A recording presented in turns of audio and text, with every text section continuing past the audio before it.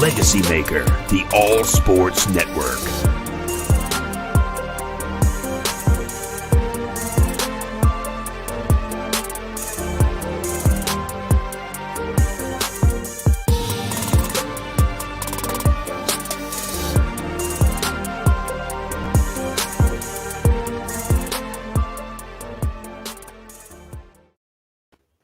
Welcome, everybody. Welcome to the LegacyMaker Sports News Update with Darrell Owens. Of course, I am Darrell Owens here on the LegacyMaker Sports Network, and we're here to talk today about the trade that they've been talking about a little bit over a couple of months now. We've been hearing whispers over the years, but now it has finally happened. Julio Jones is no longer an Atlanta Falcons, which I know will leave a bitter taste in a lot of Atlanta Falcons fans, in their mouth, and I know it's going to be rough on their part, but we have our expert with us today.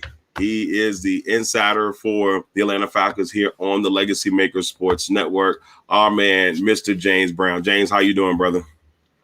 What's going on, Darrell? Doing good. Glad to be here. And, a little somber, a little bittersweet, but it's a part of football. It's a part of, the business that it is in the NFL. So, yeah. Yeah, so, I mean, the trade happened just about a little bit over an hour or so ago.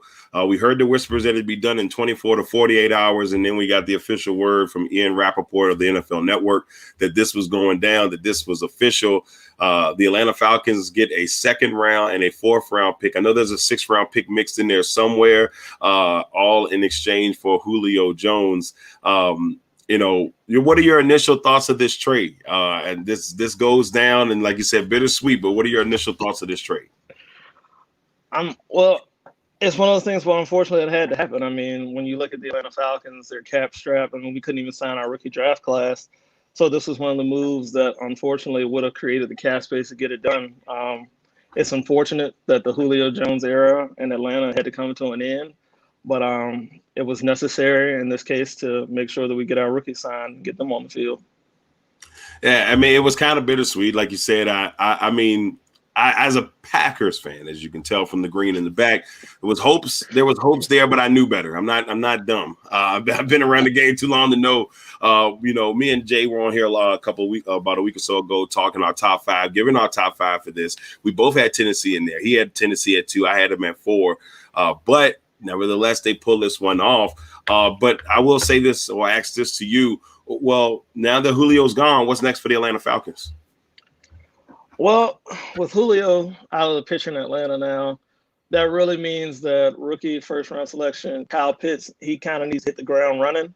And not only does he need to be a tight end, he might need to be a new offensive position, which I might dub OW, offensive weapon, or maybe even weapon 8.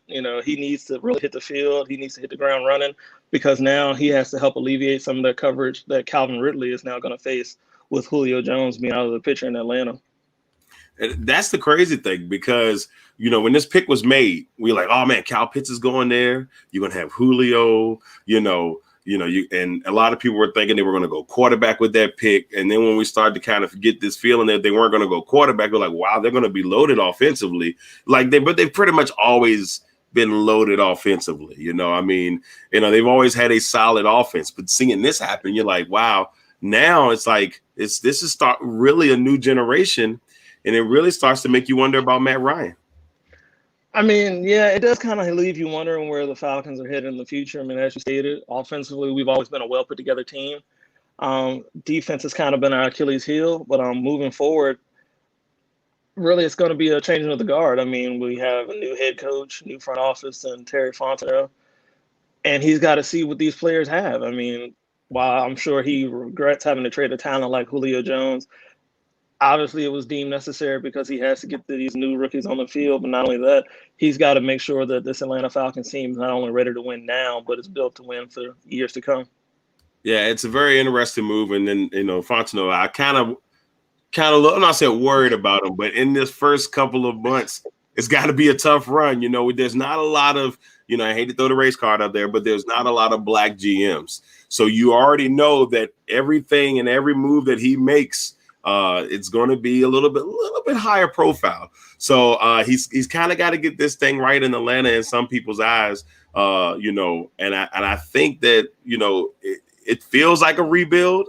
It feels like a rebuild. I mean, I'm pretty sure you're feeling the same way on that. I mean, well, from Terry's perspective, I mean, he inherited a tough GM position. I mean, he came into a job where the Atlanta Falcons, regardless of who inherited the job, they're going to be strapped for cap space.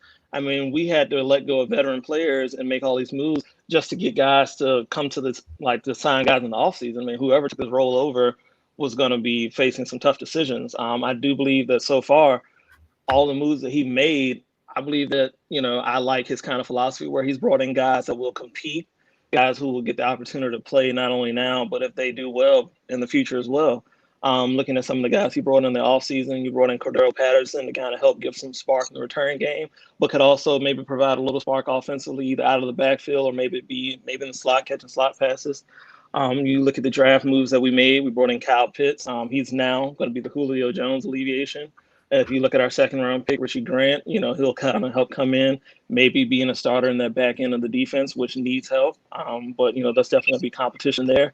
And even if you look at the third round pick in Jalen Mayfield, offensive tackle out of Michigan, he could project as a right tackle, maybe a guard in the NFL. But it's all about breeding competition and making sure that the best player gets on the field in Atlanta now.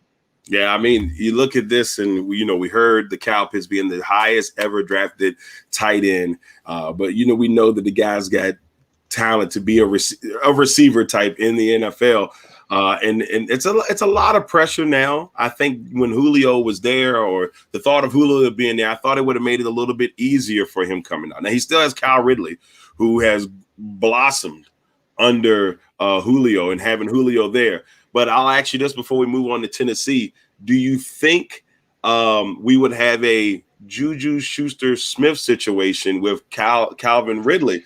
Because when AB left Pittsburgh, we was like, all right, can Schuster be that number one? We've seen at times where it's like, okay, maybe, but he's shown that he's a solid number two, in my opinion. Do you think that Calvin Ridley can take off, maybe be that number one guy until we can see the best, or, get the best from Kyle Pitts? Oh, most definitely. I mean, you got to think last year, Julio had an injury-riddled season where, he missed 6 games.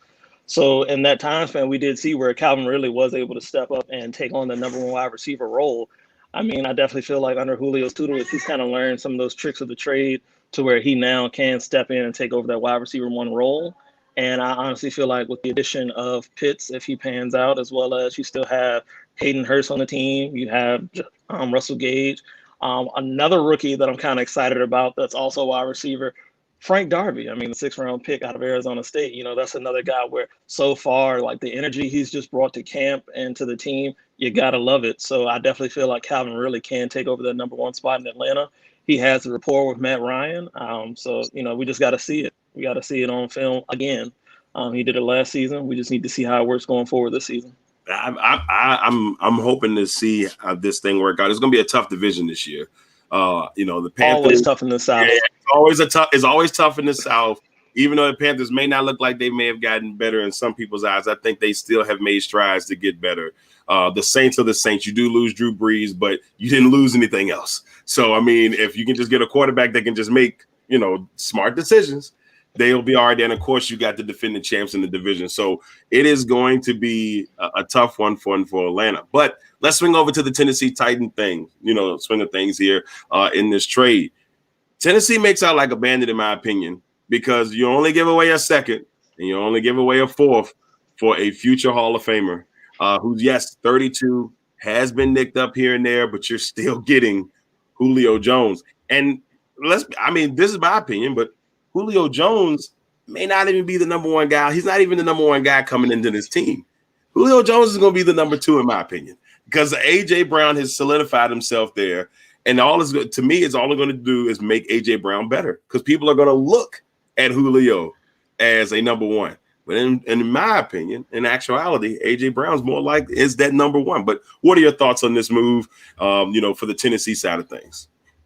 Well, from the Tennessee side, man, I feel like, they did bring in, I feel like A.J. Brown will be 1A and Julio's going to be 1B. I mean, the talent of a Julio Jones at this level, I don't see him as being a number 2 guy, but he's definitely still a guy where, you have to make sure that you put somebody on him. I definitely feel like this now makes Tennessee's offense open up a little more, because now you just can't load the box against Derrick Henry or try to double team A.J. Brown on the back end.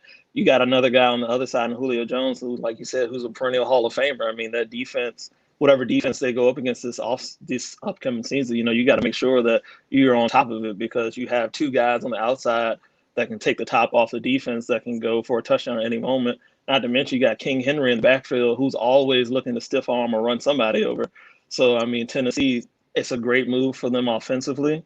The real question I would have is, what's that offense going to look like with Arthur Smith no longer being in Tennessee? He was the offensive coordinator who now is in Atlanta. So that would be my biggest question. The Titans have the pieces, but under a new offensive coordinator, is the scheme going to change? How's it going to look going forward?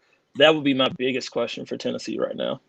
Yeah, I mean, you look at it, and on paper, you said, wow, you got two studs in Brown and Jones. You got Ken Henry back there.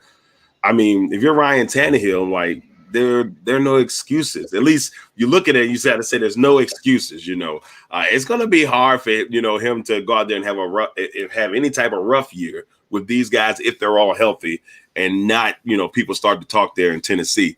But I mean, I personally love the move overall. I really thought that it was going to be a wild card team that came in here and got him, but Julio's in Tennessee. Julio's in Tennessee. A.J. Brown's recruiting's paid off. He's got a guy in Julio Jones now that he looked up to growing up and as a young wide receiver in the game, and now he gets to learn from Julio, kind of like Calvin got to learn from Julio. So I definitely think he's excited. I think Titans fans are everywhere pretty excited to see this happening. The only thing I would be worried about from Julio, if I was a Titans fan, does he want an extension on his contract? Because we did hear talks that maybe that was another reason as part of this deal. Maybe he wants an extension on his contract. I think right now he's averaging about $15 million over the next 3 seasons, the rest of his deal. And we're kind of seeing some of the top wide receivers in the game, that 18, 20 plus million range. Julio probably still considers himself there. I'm pretty sure his play this season, if he stays healthy, will show that he's there. Is he going to want a new deal? Does he want more money? If he wants a new deal, in my opinion, I don't know how many years does he have left on the deal. This is it? Currently, he's got 3 years left, so he has this year plus 2 more. The deal would end in 2023, paying him that average of about $15 million a season. But you never know. I mean, if he comes in and balls out, he's probably looking for a raise. He's going to be looking for the dough, and that was going to be my thing. I feel like you have to kind of wait to see how it pans out. At least his first year. Now, obviously, if it was 1 year left, that's a different story.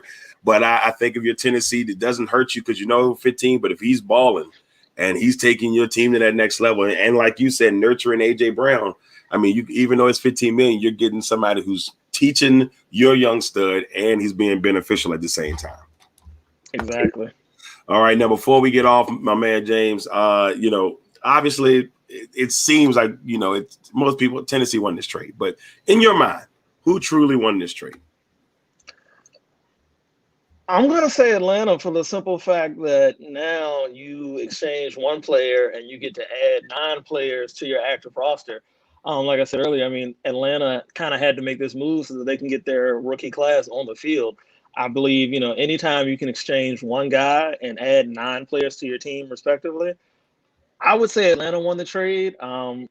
Maybe in the short term, people might think the Titans won, but I would say long term going forward, Atlanta won this trade because they essentially exchanged one player for the 9 players they're going to add to their offense this year, to their team this year in their rookie class. But not only that, you garnered a second-round pick for next year and an additional 4th-round pick. So that's probably a total of anywhere right now, maybe like 11 players. So anytime you can add 11 players for exchanging out 1 player and a 6th-round pick, I'm going to say if those picks pan out, Atlanta's going to win this trade.